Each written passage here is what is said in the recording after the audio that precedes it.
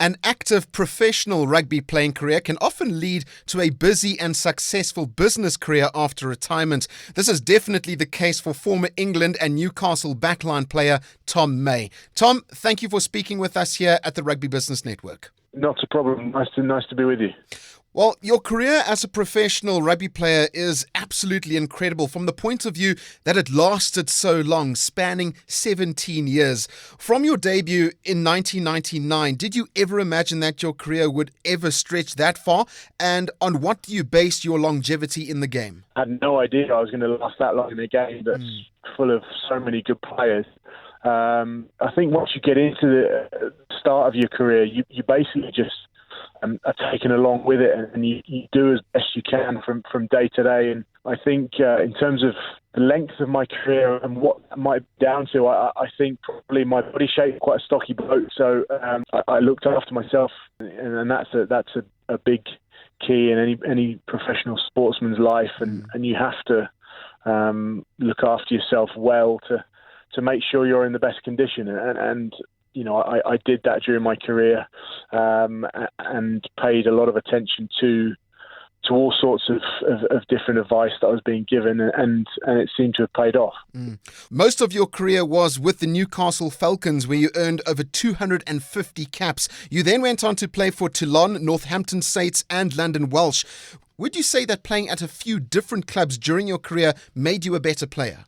I think you learn more. You learn more about the game, and you learn more about yourself. And you probably find out areas that you're stronger in and perhaps weaker in.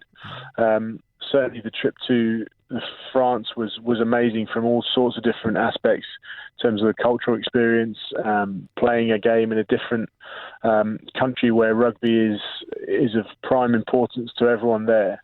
You know, I think in those different scenarios, you learn to adapt, and that adaptation in turn makes you a more rounded individual and a better player. Well, 2009 was a special year for you, Tom. As you will remember, it was the year you made your debut for England. It unfortunately was a short international career with 2 caps, both of which were against Argentina. Do you have any regrets or disappointment that for such a lengthy career in club rugby, it did not translate into more international appearances? I think everyone sets out with the intention of achieving a goal within rugby, within any sport. And to have achieved my goal of playing for my country is something I'm very proud of. Having said that, I think there's probably some disappointment. I say not regret. Regret's probably the wrong word, but disappointment in the fact that I didn't get the opportunity to play in that sort of environment a bit more. I went on 2 or 3 England tours, 2 where I didn't get capped, and it was, you know, it was frustrating. And for a time, I felt that my form when I was I guess I was probably mid-20s, early 20s. My form was good enough to have been perhaps considered for those England spots, but you know, don't forget I was up against a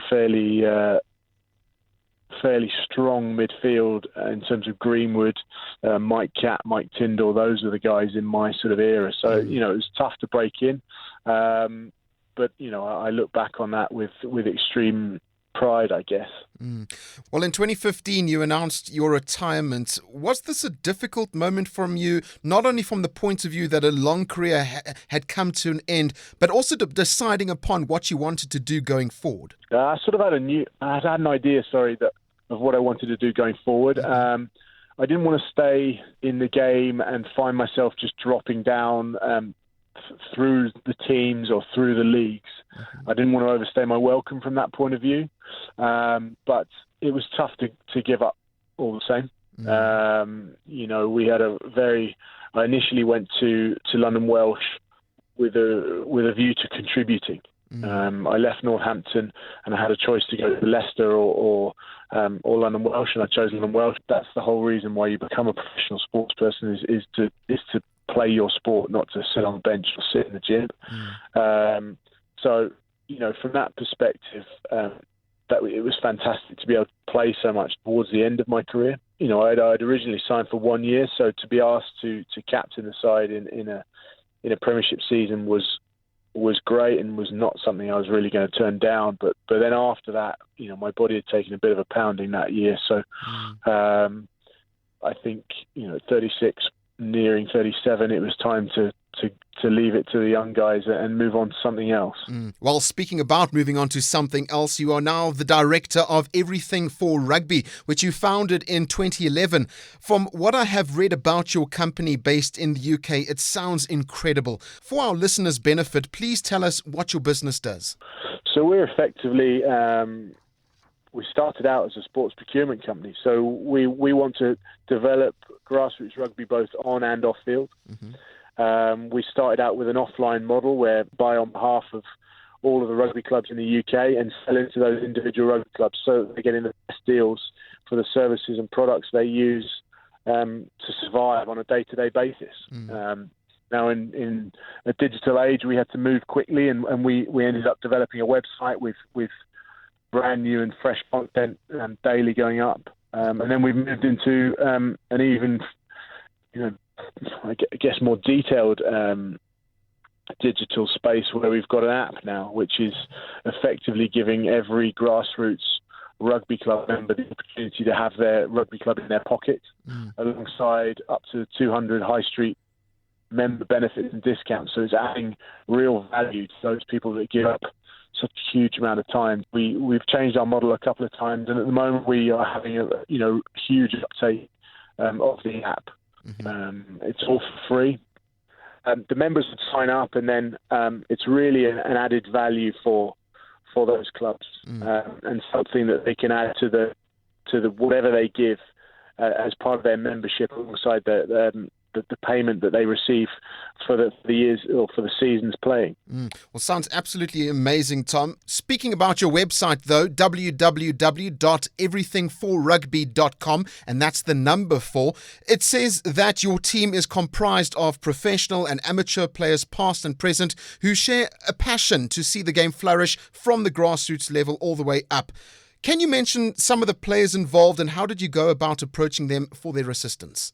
Well, from the grassroots side, but everyone that is involved in the team, and there's probably 5 or 6 of us, have played grassroots rugby, so we all understand it. We get that, but also Carl Heyman, the ex-All Black, is one of the directors of the company. He was with me at Newcastle, and then we played with each other at Toulon as well. And just discussing the idea with him, he loved that idea and was very keen to use it as part of his transition into life after rugby as well. So, we've spoken to 1 or 2 more internationals in different countries with a view to perhaps moving Everything for Rugby into those countries. But at the moment, we're concentrating on the UK and making sure we get that right. Well, being a business owner, without a doubt, comes with its challenges. What have some of those been for you over the past 6 years? It's been. I've been lucky in the fact that one of our other directors is a guy called Barry Brown. He's got a hugely successful business background. So for Carl and I to be able to learn from him is fantastic. But it's something you learn pretty quickly. You learn by making mistakes and learning from them, and then hoping you don't make them again. I think it's pretty tough to go from somewhere where you're in a real bubble and so much is done for you into an environment where you don't get anything unless you work for it quite rightly. So. Look, it's taken a bit of time to get used to, but that was an ongoing process while I was still playing. So it's something I'm used to as well. Tom, just like your playing career was a busy one, so has your working career after rugby, which has really only just begun. Apart from what you do at Everything for Rugby, you are also a partner at Club Sportif, to mention just a few. Do you find there's a compulsive need to challenge yourself by being involved with a number of different businesses? And where do you find the time? Time is something that I'm constantly being told by my partner that I don't have as much of as I seem to think. And certainly combining all of those and also doing some media within rugby a challenge. I am cutting back now on my time with one or two of the businesses that I'm involved in, but primarily now I'm involved with everything for rugby and Club Sportif. Club Sportif is a business development consultancy. We've developed that so we have 26 active clients. So we're effectively got 26 jobs, which is another stress on the mind. But I do find it a challenge, and it's fantastic to wake up every day and be doing something completely different. Going from a professional rugby career where, without sounding ungrateful about that career, from Monday to Friday what you're going to be doing.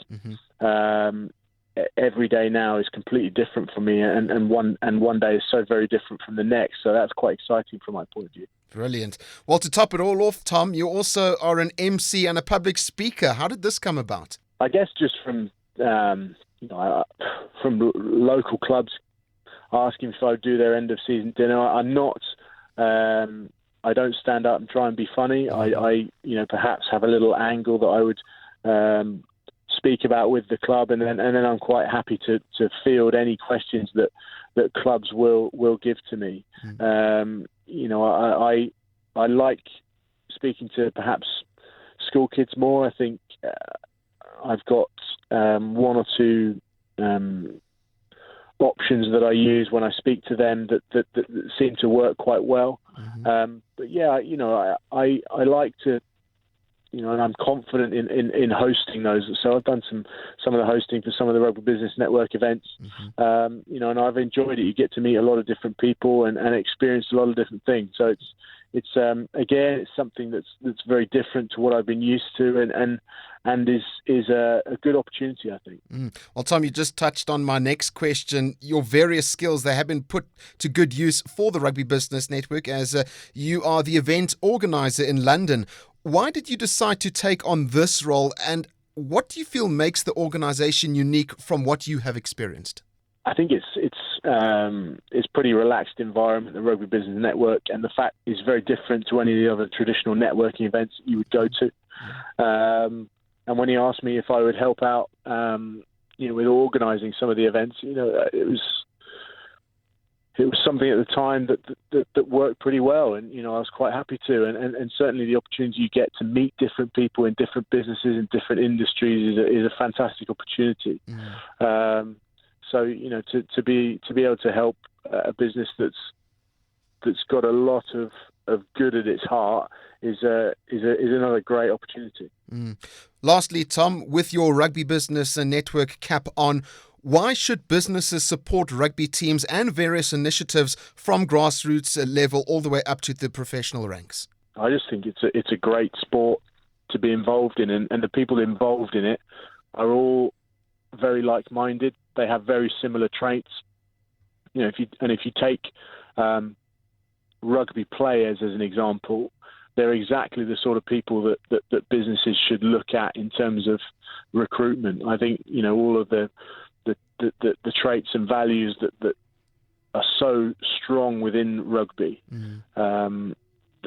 Players develop those and get very good at those when they're playing with their clubs and their teams, no matter whether it's grassroots or professional.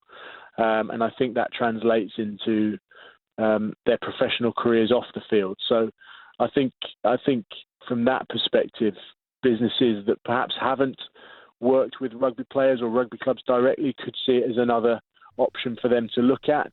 But also those that are probably reaping the rewards. Well, Tom, you are a living day superhero, possibly with the ability to stop time in order to be involved in so many things. Well, the Rugby Business Network, we look forward to your next event in London, and we wish you a long and prosperous business career ahead. Thank you very much. Good to speak to you.